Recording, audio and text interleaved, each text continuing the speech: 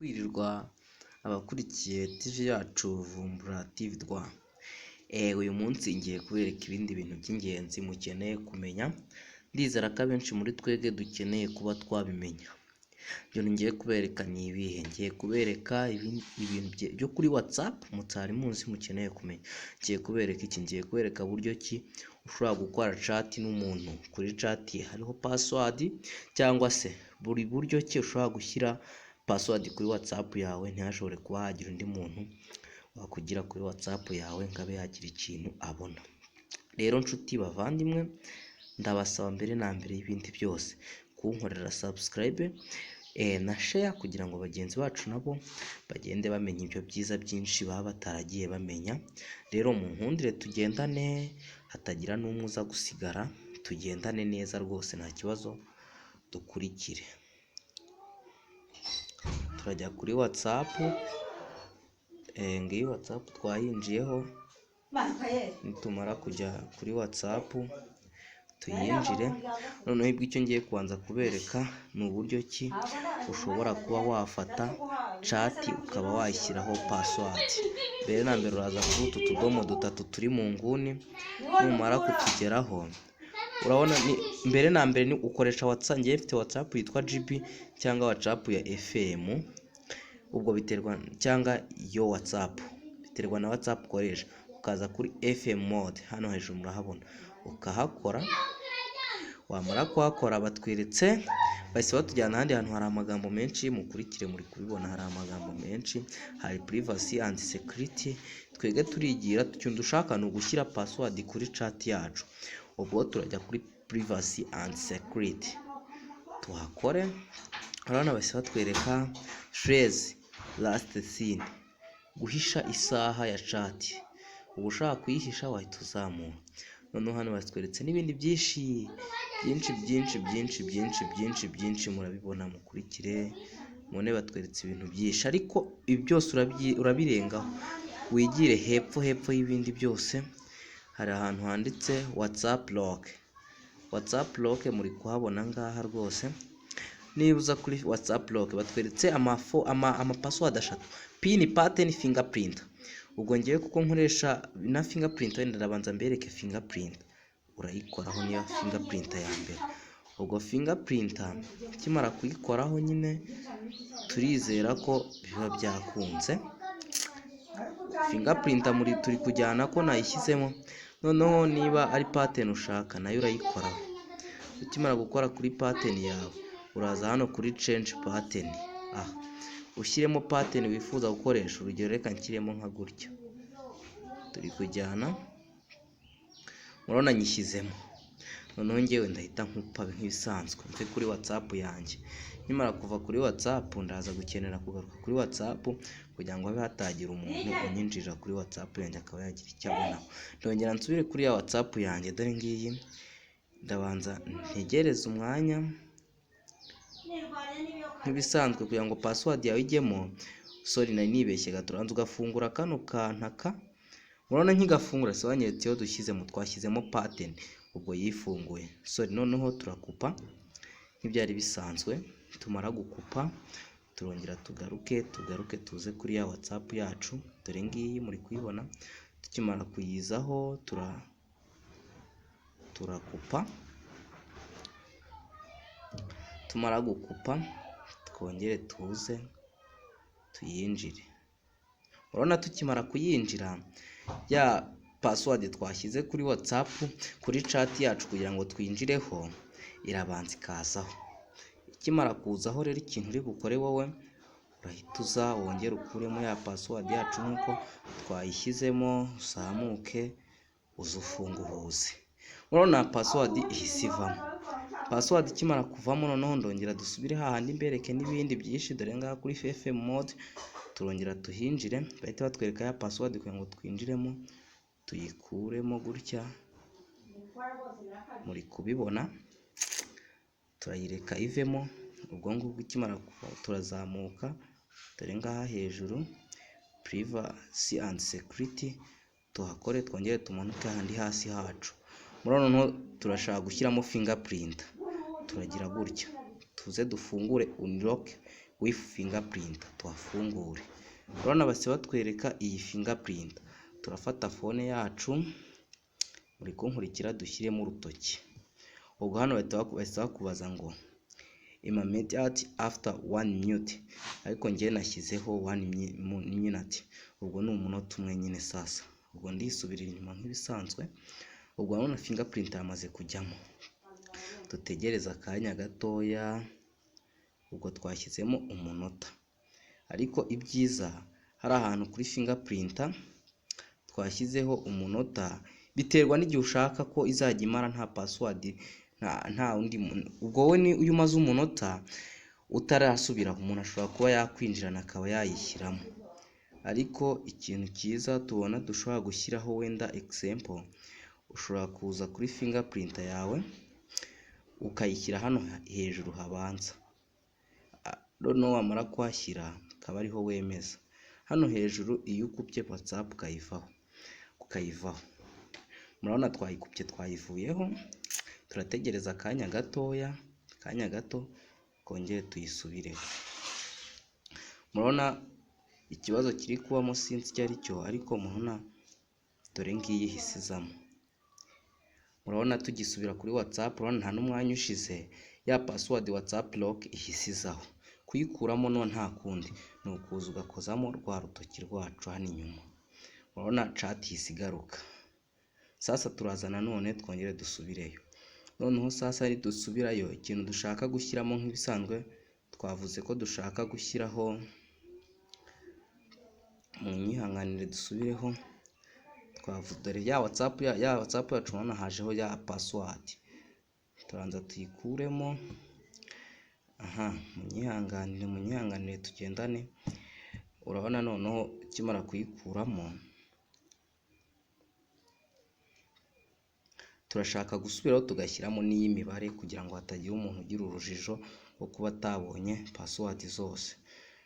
Nk'urugero, hari umuntu ufite telefone itagira fingerprint agakenera kuba yashyiramo n'izi mibare. Uzaza ahantu hacu habanza, mu nyihanganire turi kugendana. Turaza ahantu hacu habanza, murabona kuri privacy turahakoze. Tukimara kuhakora tumanuke ahantu hepfo, murahibuka dore harimo password ya fingerprint. Dukore no kuri pin. Urabona no kuri pin bahise bashyira aha vivre hambere. Ubwo urasubira inyuma nk'ibisanzwe, uraza usubira inyuma, urabanza uze hano hepfo kuri pin, kuri change password uhakora, ushyiremo imibare ushaka gukoresha. Urugero niba ari 1 2 3 4 5, ntihari urashyiramo iyo ushaka, ukagira utyo ukayishyiramo. Urabona ukimara kuyishyiramo uraza ukore kuri pin yawe. Ukimara kuhakora usubira inyuma, ariko mbere y'ibyo tubanza dukuremo iyi fingerprint. Urabona ko iyi fingerprint niyo yari yabanjemo, tubanza tuyikuremo.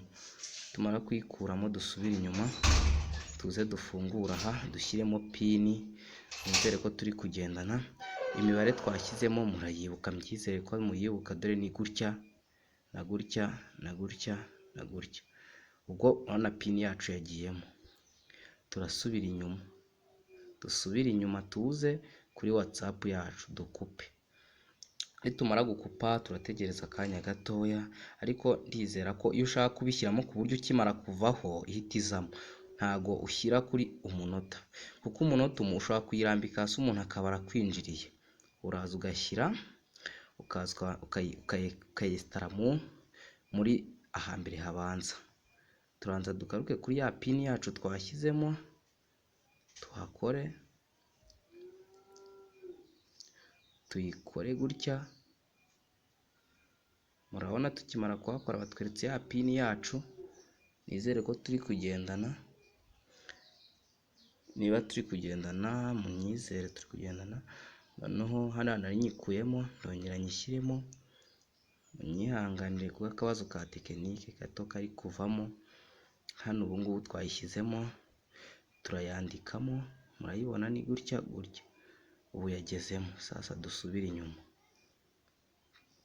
dutegereza akanya gato,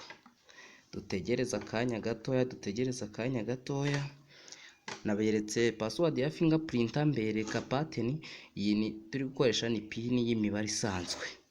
Ubwo ikintu dukora kubera ko umunota murona nturashira, ariko uhita usubira kuri WhatsApp nk'uko izindi za mbere zazagamo. Dore ni iya mbere, urabona password yacu isizamo, dore ngiyi. Uko rero niko wahisha amabanga yawe ya WhatsApp. Urabona nkimara kuyandika chat yanjye iragarutse. Kubikuramo rero byose, password ukayikura, ongera ugaruke hahandi, uhaze umanuke ukore hambere habanza kuri priva, noneho wongera umanuke hasi kuri password WhatsApp lock, uhita ufunga kano ka fresh ngaka muri kukabona. Dore ubu ndayifunguye, dore ubu ndagafunze. Ubu nta password yakongera kugira ite kugarukaho. Ubu nakupa sasa nkongera nkagira gutya. Murona nyinjiye nta password igarutseho. Cawo rero, ndabakunda cyane cyane, mbasaba gukora subscribe kugira ngo tugende tumenya utuntu tw'ubwenge. Sawa. Kwirirwa abakurikiye TV yacu Vumbura TV Rwa. Uyu munsi ngiye kubereka ibindi bintu by'ingenzi mukeneye kumenya. Ndizera ko abenshi muri twebwe dukeneye kuba twabimenya. Ibyo ngiye kubereka ni ibihe? Ngiye kubereka ibintu byo kuri WhatsApp mutari muzi mukeneye kumenya. Ngiye kubereka iki? Ngiye kubereka buryo ki ushobora gukora chat n'umuntu. Kuri chat hariho password, cyangwa se buri buryo ki ushobora gushyira password kuri WhatsApp yawe ntihashobore kuba hagira undi muntu wakugira kuri WhatsApp yawe ngabe yagira ikintu abona. Rero nshuti bavandimwe, ndabasaba mbere na mbere y'ibindi byose kunkorera subscribe na share kugira ngo bagenzi bacu nabo bagende bamenya ibyo byiza byinshi baba bataragiye bamenya. Rero mu nkundire tugendane, hatagira n'umwe uza gusigara, tugendane neza rwose nta kibazo. Dukurikire, turajya kuri WhatsApp. Ngiyi WhatsApp twayinjiyeho. Nitumara kujya kuri WhatsApp tuyinjire. Noneho ibyo ngiye kubanza kubereka ni uburyo ki ushobora kuba wafata chat ukaba wayishyiraho password.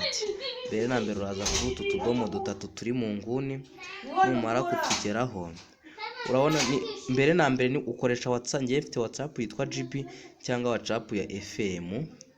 Ubwo biterwa, cyangwa yo WhatsApp biterwa na WhatsApp ukoresha. Ukaza kuri FM mode, hano hejuru murahabona, ukahakora. Wamara kuhakora batweretse bahise batujyana ahandi hantu hari amagambo menshi. Mukurikire, muri kubibona hari amagambo menshi, hari privacy and security. Twege turigira ikintu dushaka ni ugushyira password kuri chat yacu. Ubwo turajya kuri privacy and security tuhakore. Urabona bahise batwereka phrase last seen, guhisha isaha ya chat. Ubu ushaka kuyihisha wahita uzamura. Noneho hano batweretse n'ibindi byinshi murabibona. Mukurikire mone batweretse ibintu byinshi, ariko ibi byose urabirengaho wigire hepfo y'ibindi byose. Hari ahantu handitse WhatsApp lock. WhatsApp lock muri kuhabona ngaha rwose.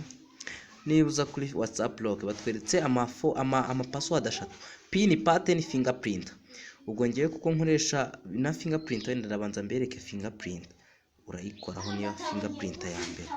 Ubwo fingerprint kimara kuyikoraho nyine turizera ko biba byakunze. Fingerprint muri turi kujyana ko nayishyizemo. Noneho niba ari pattern ushaka nayo urayikoraho. Ukimara gukora kuri pattern yawe uraza hano kuri change pattern. Ushyiremo pattern wifuza gukoresha. Urugero reka nshyiremo nka gutya. Turi kujyana, murabona nyishyizemo. Noneho ngewe ndahita nkupa nk'ibisanzwe mve kuri WhatsApp yanjye. Nimara kuva kuri WhatsApp ndaza gukenera kugaruka kuri WhatsApp kugira ngo habe hatagira umuntu unyinjira kuri WhatsApp yanjye akaba yagira icyo abonaho. Ndongera nsubire kuri ya WhatsApp yanjye, dore ngiyi. Ndabanza ntegereza umwanya nk'ibisanzwe kugira ngo password yawe ijyemo. Sorry nari nibeshye gaturanza ugafungura kano kantaka. Urabona nkigafungura sebanyeretse yo dushyizemo, twashyizemo pattern. Ubwo yifunguye. Sorry, noneho turakupa nk'ibyari bisanzwe. Tumara gukupa turongera tugaruke tuze kuri ya WhatsApp yacu. Dore ngiyi muri kuyibona. Tukimara kuyizaho turakupa. tumara gukupa twongere tuze tuyinjire. Urabona tukimara kuyinjira ya password twashyize kuri WhatsApp kuri chat yacu kugira ngo twinjireho irabanza ikazaho. Ikimara kuzaho rero ikintu uri bukore wowe urahita uza wongere ukuremo ya password yacu nkuko twayishyizemo, uzamuke uze ufunguze. Urabona password ihise ivamo. Password ikimara kuvamo noneho ndongera dusubire hahandi mbereke n'ibindi byinshi. Dore ngaha kuri FM mode turongera tuhinjire, bahita batwereka ya password kugira ngo twinjiremo, tuyikuremo gutya, muri kubibona, turayireka ivemo. Ubwo ngubwo ikimara turazamuka, dore ngaha hejuru privacy and security tuhakore, twongere tumanuke handi hasi hacu. Murabona turashaka gushyiramo fingerprint, turagira gutya, tuze dufungure unlock with fingerprint, tuhafungure. Urabona base batwereka iyi fingerprint, turafata phone yacu, muri kunkurikira dushyiremo urutoki. Ubwo hano bahita bakubaza ngo immediate after 1 minute, ariko ngiye nashyizeho 1 minute, ubwo ni umunota umwe nyine. Sasa ubwo ndisubirira inyuma nk'ibisanzwe. Ubwo urabona fingerprint yamaze kujyamo, dutegereza akanya gatoya. Ubwo twashyizemo umunota, ariko ibyiza hari ahantu kuri fingerprint twashyizeho umunota, biterwa n'igihe ushaka ko izajya imara nta password, nta undi. Ubwo we ni uyu umaze umunota utarasubiraho, umuntu ashobora kuba yakwinjirana akaba yayishyiramo. Ariko ikintu cyiza tubona dushobora gushyiraho, wenda example, ushobora kuza kuri fingerprint yawe ukayishyira hano hejuru habanza, noneho wamara kuhashyira akaba ariho wemeza. Hano hejuru iyo ukupye WhatsApp ukayivaho. Murabona twayikupye twayivuyeho, turategereza akanya gato kongere tuyisubireho. Murabona ikibazo kiri kubamo sinzi icyo ari cyo, ariko murabona dore ngiyi hisizamo. Murabona tugisubira kuri WhatsApp, urabona nta n'umwanya ushize ya password WhatsApp lock ihisizaho. Kuyikuramo no nta kundi ni ukuza ugakozamo rwa rutoki rwacu hano inyuma. Urabona chat isigaruka. Sasa turazana none twongere dusubireyo.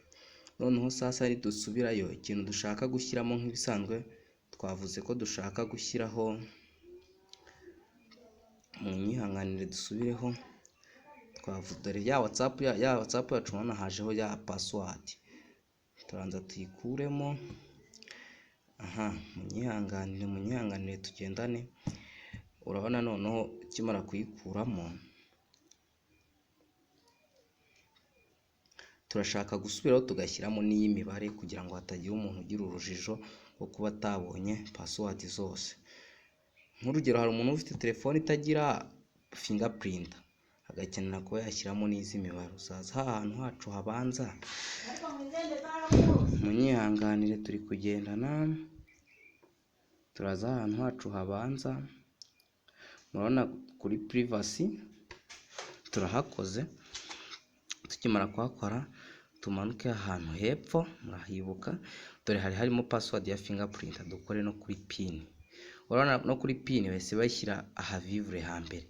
Ubwo urasubira inyuma nk'ibisanzwe, uraza usubira inyuma, urabanza uze hano hepfo kuri pin, kuri change password, uhakora ushyiremo imibare ushaka gukoresha. Urugero, niba ari 1 2 3 4 5, ntihari urashyiramo iyo ushaka, ukagira utyo ukayishyiramo. Urabona ukimara kuyishyiramo uraza ukore kuri pin yawe. Ukimara kuhakora usubira inyuma, ariko mbere y'ibyo tubanza dukuremo iyi fingerprint. Urabona ko iyi fingerprint niyo yari yabanjemo, tubanza tuyikuremo. Tumara kuyikuramo dusubira inyuma, tuze dufungura aha, dushyiremo pin. Nizere ko turi kugendana. Imibare twashyizemo murayibuka, mbyizere ko muyibuka. Dore ni gutya na gutya na gutya na gutya. Ubwo urabona pin yacu yagiyemo. Turasubira inyuma, dusubire inyuma tuze kuri WhatsApp yacu dukupe. nitumara gukupa turategereza akanya gatoya, ariko ndizera ko iyo ushaka kubishyiramo ku buryo ukimara kuvaho ihita izamo, ntago ushyira kuri umunota, kuko umunota ushobora kuyirambika hasi umuntu akaba arakwinjiriye. Uraza ugashyira ukayesitara muri ahambere habanza. Turanza dugaruke kuri ya pini yacu twashyizemo, tuhakore, tuyikore gutya. Murabona tukimara kuhakora batweretse ya pini yacu, nizere ko turi kugendana. Niba turi kugendana munyizere turi kugendana. Noneho hano nari nyikuyemo, ndongera nyishyiremo, munyihanganire kuko akabazo ka tekinike gato kari kuvamo. Hano ubu ngubu twayishyizemo, turayandikamo, murayibona ni gutya gutya. Ubu yagezemo. Sasa dusubire inyuma, dutegereza akanya gato, dutegereza akanya gatoya. Naberetse password ya fingerprint, mbereka pattern. Iyi ni turi gukoresha ni pini y'imibare isanzwe. Ubwo ikintu dukora, kubera ko umunota murabona nturashira, ariko uhita usubira kuri WhatsApp nk'uko izindi za mbere zazagamo. Dore ni iya mbere, urabona password yacu isizamo, dore ngiyi. Uko rero niko wahisha amabanga yawe ya WhatsApp. Urabona nkimara kuyandika chat yanjye iragarutse. Kubikuramo rero byose, password ukayikurongera ugaruke hahandi, uhaze umanuke ukore hambere habanza kuri priva, noneho wongere umanuke hasi kuri password WhatsApp lock, uhita ufunga kano ka fresh ngaka muri kukabona. Dore ubu ndayifunguye, dore ubu ndagafunze. Ubu nta password yakongera kugira ite kugarukaho. Ubu nakupa sasa nkongera nkagira gutya. Murabona nyinjiye nta password igarutseho. Cawo rero, ndabakunda cyane cyane, mbasaba gukora subscribe kugira ngo tugende tumenya utuntu tw'ubwenge. Sawa.